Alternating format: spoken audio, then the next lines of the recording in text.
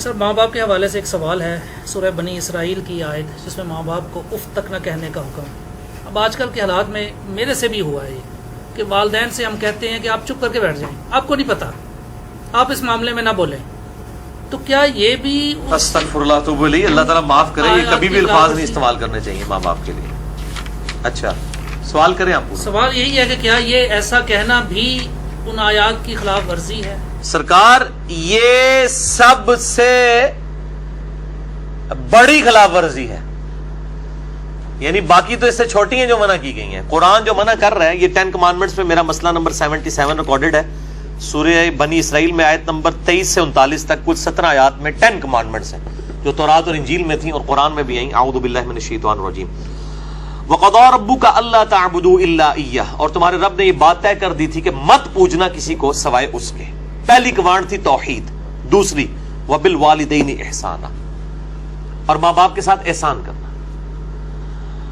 قرآن حکیم میں کم از کم 4 مقامات پہ توحید کے فوراً بعد اللہ تعالیٰ نے ماں باپ کا ذکر کیا، اور اس کا ضربہ سلام ایپیکس یہ ہے سورہ بنی اسرائیل، اس سے زیادہ کہیں نہیں ڈیٹیل آئی ہے اور نہ سینسٹیویٹی کا لیول۔ اما یبلغن عندک الکبر، اگر وہ پہنچ جائیں تمہاری موجودگی میں بڑھاپے کی حالت کو، احدہما او کلاہما، چاہے دونوں میں سے ایک چاہے دونوں۔ وہ صحیح مسلم میں حدیث ہے، آپ صلی اللہ علیہ وآلہ وسلم نے فرمایا کہ برباد ہو جائے وہ شخص جس کو ماں باپ دونوں یا دونوں میں سے کوئی ایک بڑھاپے کی حالت میں ملے اور ان کی خدمت کر کے جنت نہ کما سکے۔ یہ صحیح مسلم میں ہے، مسلم میں تو اتنی ہی ہے، لیکن ترمذی کے اندر اور مستدرک للحاکم میں وہ بڑی ڈیٹیل حدیث ہے کہ آپ صلی اللہ علیہ وآلہ وسلم 3 سیڑھیاں چڑھے، پہلی سیڑھی پہ فرمایا آمین، پھر دوسری پہ آمین، پھر تیسری پہ آمین۔ پوچھا گیا تو آپ فرمایا کہ جبرائیل علیہ السلام آئے تھے، انہوں نے کہا کہ آپ اللہ کے رسول صلی اللہ علیہ وآلہ وسلم میری دعا پہ آمین کہیں کہ برباد ہو جائے وہ شخص جس کے سامنے آپ کا ذکر ہو اور وہ آپ پر درود شریف نہ پڑھے، اللہم صلی علی محمد وعلی آل محمد۔ تو میں نے کہا آمین۔ پھر انہوں نے کہا کہ برباد ہو جائے وہ شخص کہ جس کو ماں باپ یا دونوں یا دونوں میں سے ایک کو بڑھاپے کی حالت ملے، ان کی خدمت کر کے وہ جنت نہ کما سکے، میں نے کہا آمین۔ اور تیسرا، برباد ہو جائے وہ شخص جس کو رمضان کا مہینہ ملے اور وہ اپنی مغفرت نہ کروا سکے، آپ نے فرمایا آمین۔ مختلف طریق میں یہ ترتیب ڈیفرنٹ ہے، بہرحال یہ تینوں باتیں۔ اور مسلم شریف میں اتنے الفاظ ہیں، وہ صحیح مسلم میں ہے کہ برباد ہو جائے وہ شخص جس کو ماں باپ دونوں یا دونوں میں سے ایک بڑھاپے میں ملے اور وہ ان کی خدمت کر کے بخشش نہ کر سکے۔ یہ تو ایک ہے، یہ سائملٹینیس کنٹراسٹ۔ دوسری طرف یہ ہے کہ اگر وہ پہنچ ہی جائیں تمہارے سامنے دونوں یا دونوں میں سے ایک بڑھاپے کی حالت میں، فلا تقل لہما اف، ان کو اف تک بھی مت کہنا۔ اف کی ٹرانسلیشن پنجابی میں ہو سکتی ہے یہ آپ کہہ رہے ہیں کہ جی تسی یہ کہو جو چپ کر کے بیٹھے رہو، تانوں نہیں پتا، یہ تے اللہ دے بندے ہو، یہ تے گال ہے، اللہ دے نزدیک تو اتنی بڑی یہ چیز ہے۔ اللہ تو کہہ رہا ہے کجروی سے یہ بھی نہیں کہنا ہو، یعنی وہ بات کر رہے ہو اور آپ ان کو صرف اتنا رسپانس کرتے ہیں بس ایویں لگا ہوئے، یہ بھی نہیں، جملہ بھی نہیں بولتے، آپ کہتے ہیں ہاں تاک لے، یہ اس کو منع کیا گیا ہے، وہ تو بہت بڑی بات ہے۔ ان کو اف تک بھی مت کہنا، ولا تنہرہما، اور ان کو مت جھڑکنا، وقل لہما قولا کریما، اور بات بڑی نرمی سے ان کے ساتھ کرنا، واخفض لہما جناح الذل من الرحمہ، اور اپنے عاجزی کے ساتھ کندھے جھکا کے رکھنا ان کے سامنے۔ یعنی آپ غیر اللہ کے سامنے جھک نہیں سکتے اتنا کہ آپ کے ہاتھ گھٹنوں تک لگ جائیں، ماں باپ کے سامنے بھی آپ اتنا جھکیں کہ ہاتھ گھٹنوں تک نہ لگیں، یعنی حالت رکوع نہ بنے۔ اس سے پہلے یعنی آپ نے ایسے ان کے سامنے رہنا، جی ابا جی، جی امی جی، اس طرح اپنے عاجزی کے ساتھ کندھے جھکا کے رکھنا۔ وقل رب ارحمہما کما ربیانی صغیرا، اور ان کے لیے دعا کرنا ہے رب ان دونوں پر رحم فرما جس طرح بچپن میں انہوں نے مجھے رحم کر کے پالا تھا۔ اور یہ وجہ بھی بتا دی کہ بچپن میں چونکہ انہوں نے پالا ہوا ہے، سب سے لاچار انسان کا بچہ ہے۔ بلی کے بچے کو آپ اس ٹیبل پہ رکھ دیں نیچے نہیں گرے گا، اور انسان کا آپ سال کا بچہ بھی رکھ دینا، وہ اگر کروٹ لیتا ہے تو گر پڑے گا، اس کو نہیں عقل کہ میں نے نیچے گرنا ہے یا نہیں گرنا۔ اتنا لاچار ہے انسان، اسی لیے انسان کے ماں باپ کو اتنا حق دیا گیا، چاہے وہ مشرک ہی کیوں نہ ہو۔ دنیاوی معاملے میں ان کے ساتھ معروف طریقے سے چلنا ہے۔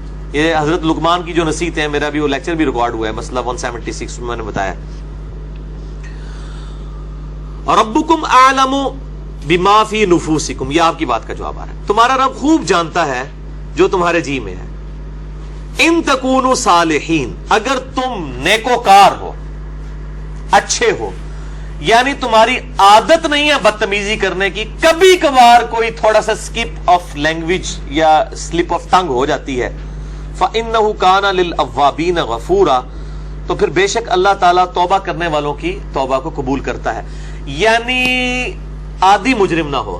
ان تکونوا صالحین، اگر تم عادی مجرم نہیں ہو، عام حالت میں تمہارا بڑا اچھا ایٹیچیوڈ ہے، کبھی کوئی اسٹیٹ آف مائنڈ ایسی تھی کہ کوئی بات غلط نکل گئی، فوراً توبہ کرو. توبہ اللہ سے بھی کرنی ہے، ان سے بھی معافی مانگنی ہے، اللہ تعالیٰ معاف کر دے گا. لیکن یہ معاملہ بہت سینسٹیو ہے نا جی. اب دیکھیں کہ ہم دنیاوی معاملات میں بھی، یعنی سوئی گیس کی وجہ سے آپ کو پتا ہے کتنے لوگ ہیں جن کے ساتھ ایشو بنتے ہیں.